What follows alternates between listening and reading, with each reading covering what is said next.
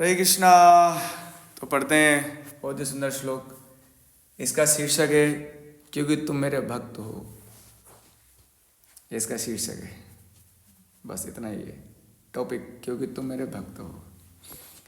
स एवायं मया ते अद्य योगा प्रोक्ता पुरातना। योगा प्रोक्ता पुरातना भक्तोऽसि मे सखा चैति रहस्यं हि एतद् उत्तमम्। भक्तोऽसि मे सखा चैति रहस्यं हि एतद् उत्तमम्। स एव अयं मया ते अद्य योगा प्रोक्ता पुरातना भक्तोऽसि मे सखा च इति रहस्यम् एतद् उत्तमम्। तो ध्यान देने वाली बात यहाँ पर यह है, भगवान ये कह रहे हैं अपने परम मित्र से, कह रहे हैं कि स एव अयम, यह जो क्या, यह अद्य मतलब आज तुमको दे रहा हूँ। मोक्षदा एकादशी को भगवान ने दिया था। योग है ना, योग मतलब योगासन नहीं, योग मतलब योग विद्या, मतलब भगवान से जुड़ने की विद्या। भगवान के संबंध में अब लोग बोलेंगे मेरे को भगवान से क्यों जुड़ना है, तो जो लोग सोचते हैं उनके लिए बात नहीं हो रही यहाँ पर। लेकिन जो सोचते हैं कि नहीं मुझे भगवान से कनेक्ट होना है, योग स्थापित करना है ना, प्रोक्त पुरातन। अरे भैया अर्जुन, पुरातन बात है, बहुत पुरानी बातें हैं, अत्यंत प्राचीन है ना, ऐसी वैसी बातें नहीं है, और बहुत पहले से चली आ रही चीजें। तो फिर भगवान ने सबको तो दिया नहीं। अब आप देखो यहाँ पर एक बहुत खास बात है, इतनी प्राचीन चीज है ये योग विद्या, भगवान से जुड़ने की जो प्रोसेस है, अर्जुन को दे रहे हैं। मतलब भगवान इंतजार करते हैं अपने भक्त का कि कब मेरा भक्त आएगा और इस दुनिया का उद्धार करेगा, कब मैं उसे ज्ञान दूंगा। जैसे माधवेंद्रपुरी है ना, गोपाल जी का विग्रह तो गोवर्धन जी में कब से है, लेकिन भगवान इंतजार कर रहे थे, माधवेंद्र, मेरा माधवेंद्र कब आएगा, मेरा माधव कब आएगा, कब मैं उसको कहूंगा कि मैं भूख प्यास से तड़प रहा हूं, है ना, मेरा साधु कब आएगा, ऐसा।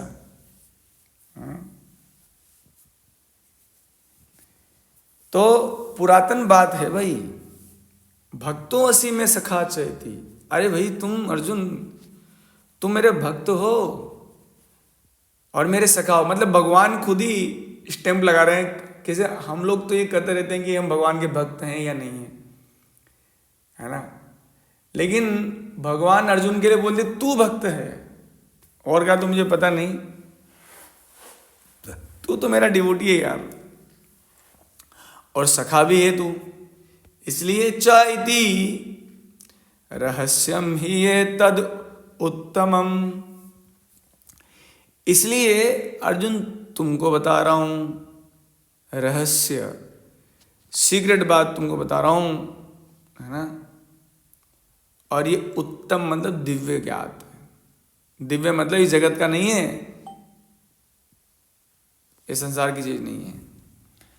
आज मेरे द्वारा ये प्राचीन योग यानी ईश्वर परमेश्वर के साथ अपने संबंध का विज्ञान तुमसे कहा जा रहा है, क्योंकि तुम मेरे भक्त और मित्र हो, अतः तुम इस ज्ञान के दिव्य रहस्य को समझ सकते हो। ओहो, बड़ी इंपॉर्टेंट बात बोल दी। तो जो भक्त नहीं है भगवान के, जो भक्ति नहीं करते, जो भगवान का नाम जप नहीं करते, जो मंगल आरती में नहीं आ पा रहे, है ना, जो है पवित्रता का अभ्यास नहीं करते, वो गीता को पढ़कर भी कुछ नहीं समझ पाएंगे, है ना। कुछ नहीं समझ में आने वाला, पता नहीं क्या बता दिया है ऐसा, है ना। गीता तो कई लोगों को तो बहुत बोरिंग चीज लगता है, अरे यार क्यों पढ़ा रहे हैं प्रभु जी, हाँ? तो जितना हमारे अंदर भक्ति प्रवेश करेगा उतना गीता और भागवत में स्वतः ही रुचि उत्पन्न हो जाएगी हमारे हृदय में। तात्पर्य, मनुष्यों की दो श्रेणियां हैं, एक भक्त हैं और दूसरे अभक्त हैं, है ना। एक डिवोटी हैं और दूसरे नॉन डिवोटी हैं, है ना, है ना। असुर, प्रभुपाद जी जो लिखते हैं असुर हैं, असुर समझते हैं ना जिनका सुर अच्छा नहीं है ना, जो मतलब बहुत परेशान करते हैं, मतलब इरिटेट करते हैं, इरिटेशन ज़्यादा है जिसके अंदर, सुर बहुत अच्छा नहीं है उन लोगों का, है ना। तो असुर हैं, मतलब बहुत ज़्यादा अहंकारी हैं, बहुत ज़्यादा वो असुर समझते हैं ना आप लोग। कौन व्यक्ति इरिटेट करता है संसार में, जो मतलब अहंकार ज़्यादा होता है, जिसमें मतलब बहुत सारी कामनाएं ज़्यादा होती है, बार बार ये करो वो करो, ये करो वो करो, ये करो वो करो, ऐसा कामनाएं बहुत भरी हुई हैं, है ना। और क्रोध बहुत भरा हुआ है, इरिटेट करते हैं बार बार, क्रोध, छोटी छोटी बात पे गुस्सा हो जाते हैं, बार बार गुस्सा होते हैं, कितना ही समझाओ मानते नहीं हैं, है ना। तो क्रोध बहुत भरा हुआ है ना। ईर्ष्या बहुत ज़्यादा है ना। तो ये जो है ना, ये ऐसा है ना। तो एक तो डिवोटी हैं और दूसरे नॉन डिवोटी हैं। भगवान ने अर्जुन को इस विद्या का पात्र इसलिए चुना क्योंकि वो उनका भक्त था। क्या था? भक्त था भगवान का। किंतु असुर के लिए इस परम विद्या को समझ पाना संभव ही नहीं है।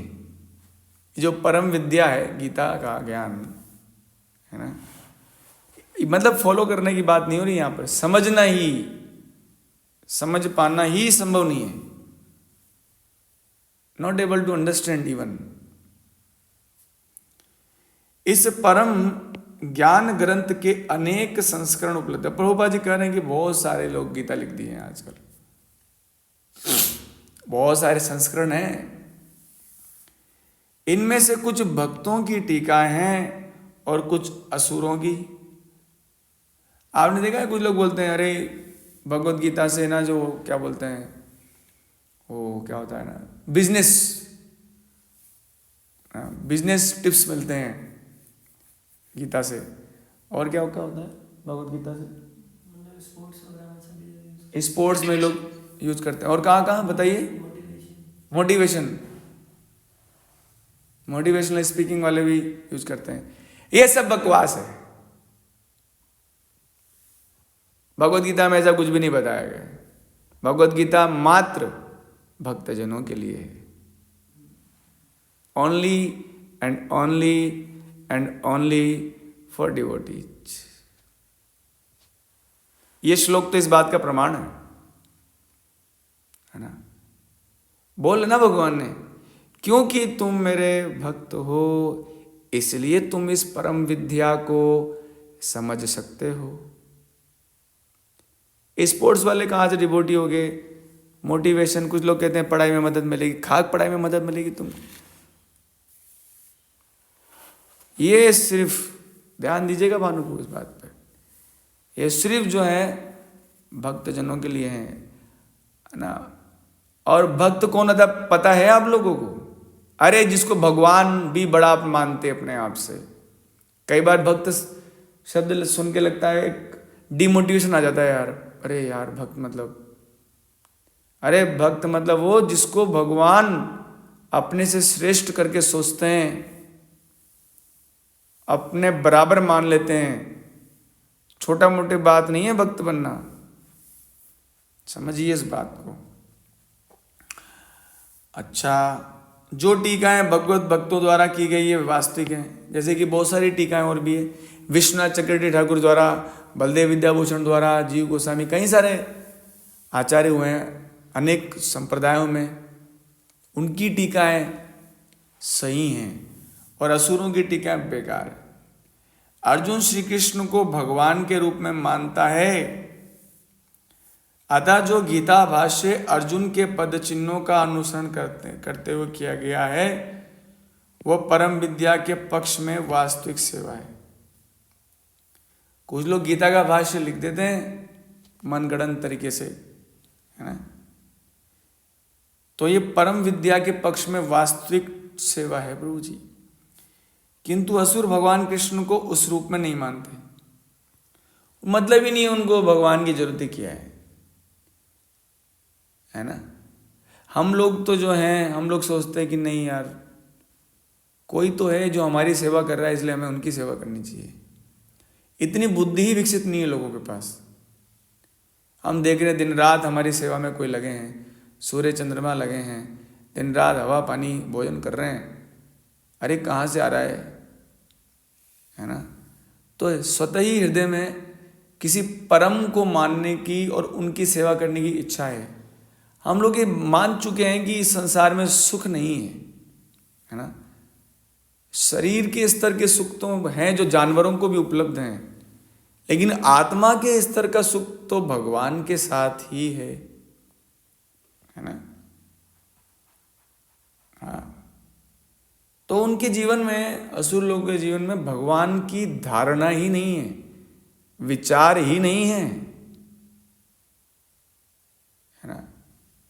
ऐसा वे कृष्ण के विषय में तरह तरह की मनगढ़ंत बातें करते। अब भगवान को तो मतलब है नहीं, सेवा है नहीं, अब पता लग जाता है कृष्ण, तो फालतू बातें करने लगते हैं। कृष्ण ने ये किया वो किया, तुम्हारे भगवान कृष्ण है। कुछ लोग यूट्यूब चैनल बना लेते हैं, बेवकूफ लोग, गधे हैं बिल्कुल,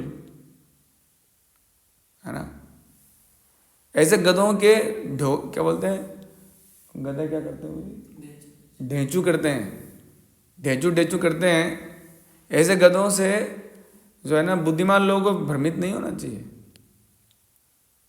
अरे भक्त तो भैया, अगर तुम किसी के भी भक्त हो, अपना माला करो, अपना भक्ति करो, आनंद में रहो ना, क्यों दूसरे को डिस्टर्ब कर रहे हो। इस्कॉन वाले देखो क्या कर रहे हैं, इस्कॉन वाले क्या कर रहे हैं, इस्कॉन वाले क्या कर रहे हैं। हाँ, अरे कर रहे हैं तो कर रहे हैं, तुम भी कर लो चुपचाप।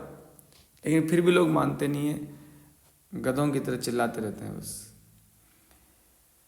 कृष्ण के विषय में तरह तरह की मनगढ़ंत बातें करते हैं और कृष्ण के उपदेश मार्ग से सामान्य जनता को गुमराह करते रहते हैं। उनका ये है, इस्कॉन से दूर कर दो लोगों को बस। इस्कॉन वाले सारा पैसा बाहर भेज देते हैं, इस्कॉन वाले ये, इस्कॉन वाले वो। अरे मैं इतना क्या बताया जाए अब संसार में, है ना। बस उनका ये काम है कि सामान्य जनता को गुमराह करना है। ऐसे कुमार्गों से बचने के लिए यह एक चेतावनी है। मनुष्य को चाहिए कि अर्जुन की परंपरा का अनुसरण करे और भगवत गीता के इस परम विज्ञान से लाभान्वित हो, है ना।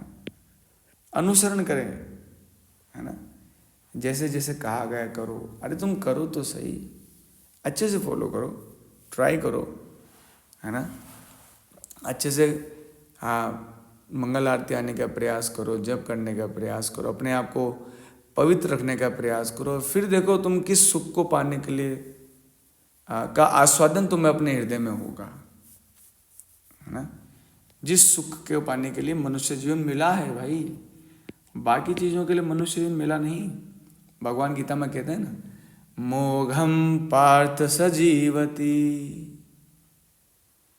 व्यर्थ ही जी रहा है। अरे तू व्यर्थ ही जी रहा है, कोई फायदा नहीं तेरे जीने का, है ना। तो हमें व्यर्थ नहीं जीना है, आत्म साक्षात्कार ही जीवन का उद्देश्य है, भगवत साक्षात्कार ही जीवन का उद्देश्य है। इस उद्देश्य को लेकर जीवन जीना है हमको, है ना। Okay, thank you so much. Hare Krishna. Bhagavad Gita की